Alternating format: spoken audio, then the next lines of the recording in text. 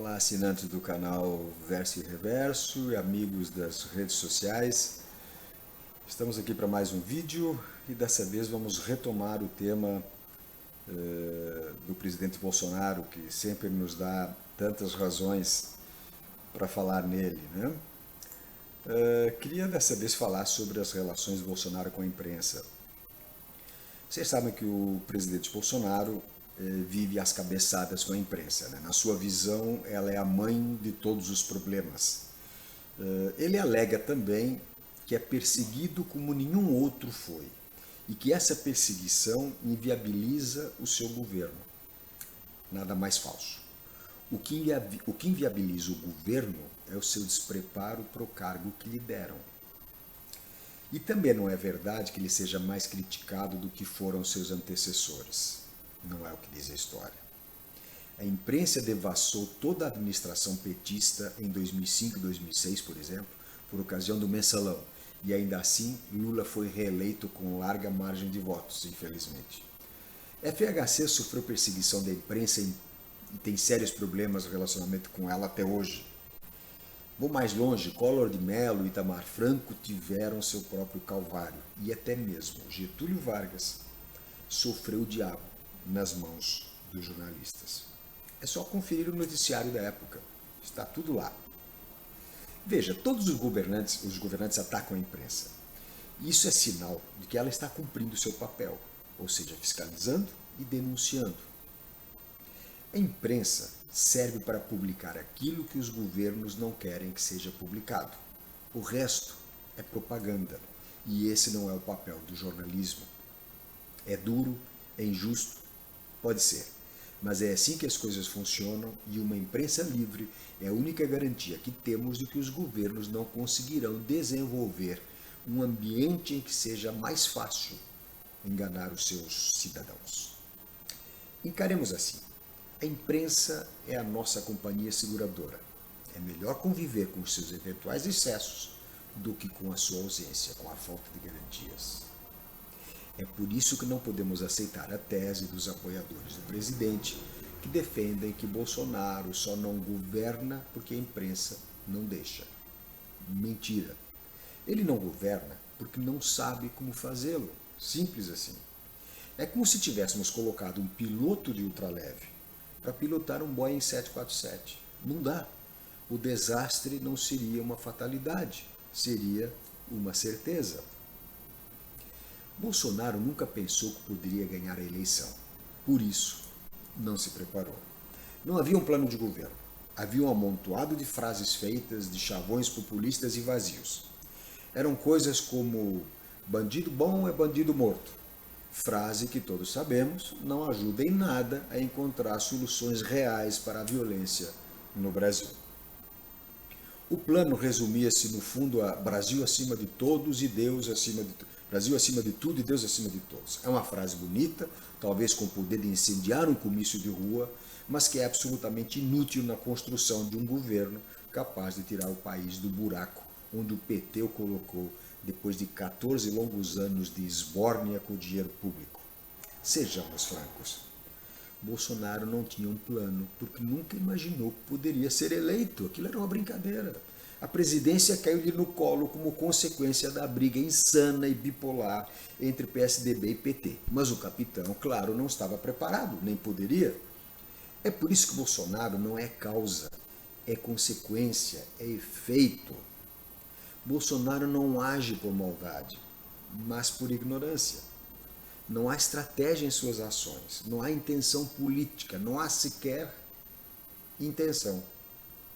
Bolsonaro é o povo em estado bruto e por isso agrada tanto a certa parcela bruta desse povo. Bolsonaro age como se estivesse no quintal de casa, porque, na sua cabeça, ele nunca saiu do quintal de casa. A casa só mudou para Brasília. A única estratégia de governo que ele propõe é agir como homem do povo, como cidadão comum, como qualquer um de nós. Parece nobre. Acontece que um presidente não é um cidadão comum. Há certas demandas, há a liturgia do cargo, há a necessidade de se comportar à altura do papel que exerce.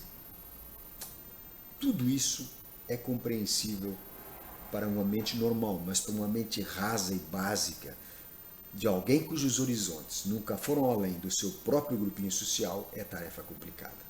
Mas até esse papel de cidadão comum tem sido mal interpretado. Bolsonaro não se comporta como o vizinho boa praça com a intenção de criar empatia, identificar e resolver os problemas do país. Não. Ele o faz porque descobriu que esse comportamento agrada aos seus eleitores e isso pode garantir-lhe preciosos votos na eleição de 2022. Seu único intuito, agora que provou do gostinho do poder, é conseguir a reeleição para que essa sensação dure mais um pouco. Nada mais parecido com Lula e PT. A mesma sede de poder, o mesmo deslumbramento pela vida palaciana. É a versão tropical da máxima enunciada pelo cineasta italiano Elio Petri no emblemático filme de 1971, A Classe Operária Vai ao Paraíso. Se você não assistiu, recomendo. Pode parecer uma trajetória nobre, não é. Não há nada de nobre no fato de termos a pessoa errada no lugar errado, no momento errado. Bolsonaro chegou ao poder usando a estrutura de um partido irrelevante, o PSL, liderado por políticos iguaizinhos aos que ele agora diz combater. Apresentou-se como novidade na política, mesmo depois de 20 anos como deputado, sem nenhuma obra digna de registro. Pelo contrário. A pergunta é, como puderam tantos milhões de eleitores entrar numa furada dessas? Por desespero? Sim, a decepção com o petismo era tão grande, as perspectivas eram tão angustiantes, que os eleitores abandonaram toda a prudência, abriram mão da lucidez que deveria ter sido expressa na urna e embarcaram numa aventura sem pés nem cabeça, com a desculpa de que não havia alternativa. Havia sim. Tanto Amoedo como Álvaro Dias, com todos os defeitos, teriam sido opções melhores. Mas não. O desespero era tanto que a visão ficou turva, e o resultado foi a eleição de um pobre diabo, um desvairado, um ser confuso e sem propostas, alçado ao cargo mais importante do país. Mas que belo desfecho para um enredo com jeitinho de novela mexicana. Mas vou insistir, Bolsonaro não tem culpa. Ele não se escalou para ser presidente. Ele foi eleito por 57 milhões de pessoas que acreditaram na aventura dele.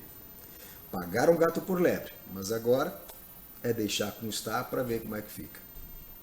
Volto a dizer que Bolsonaro é efeito e não causa. Ele só faz aquilo que pode, aquilo que sua falta de preparo intelectual e político é capaz de produzir. Cada um só dá aquilo que tem, nada mais. Enquanto os eleitores não entenderem que é no Congresso Nacional que está o verdadeiro problema, de nada adiantará continuar à procura de salvadores da pátria, de homens honestos e íntegros que venham resolver nossos problemas ou combater a corrupção. Todo mundo é contra a corrupção. Ainda que os brasileiros elegessem Jesus Cristo em pessoa, os problemas do país continuariam do mesmíssimo tamanho. É que a solução não está no executivo, está no legislativo. E este, como sabemos, está inchado de picaretas, salafrários e bandidos, gente da pior espécie. Qualquer presidente, com ou sem o apoio da mídia, terá que saber negociar com essa corja para conseguir dar rumo ao seu governo. É notório que Bolsonaro não tem essa habilidade e acabará por ter que entrar no jogo de toma lá da cá, pois é assim que a política é feita no Brasil. Aliás, o jogo já teve início e o presidente começou a ceder. As negociações com o famigerado Centrão correm solto e são a notícia da semana, bem como a entrega de cargos para os políticos, para os partidos da base. É provável que Bolsonaro passe a história como o pior presidente que o Brasil já teve, mas olha, será uma injustiça. Não me canso de repetir que a culpa não é dele, é da multidão de desesperançados que o colocou lá, atirando às feras do Congresso, de peito nu e cabeça vazia, desarmado de ações ou de intenções. Um ingênuo. A culpa é dos eleitores que pensaram ter achado uma solução fácil para um problema complexo. Às vezes dá certo, mas parece óbvio que dessa vez foi um enorme tiro no pé. A boa notícia é que em democracia sempre temos nova chance, e 2022 está logo aí. Deixe o maluquinho aproveitar o brinquedo mais uns meses. Não vale a pena arrancá-lo de suas mãos, pois ninguém aguentaria o berreiro do garoto esperto, desesperado que lhe roubaram a brincadeira. Mas lembre-se, na próxima eleição é preciso deixar as brincadeiras de lado e finalmente eleger um presidente e não uma criança malcriada. Por hoje é só. Se gostaram do vídeo, recomendo para os seus amigos, peça para seguir as minhas redes e assinar o meu canal no YouTube. Se não gostaram, tem todo o direito, recomendem para os inimigos e assim ficamos todos satisfeitos, ok?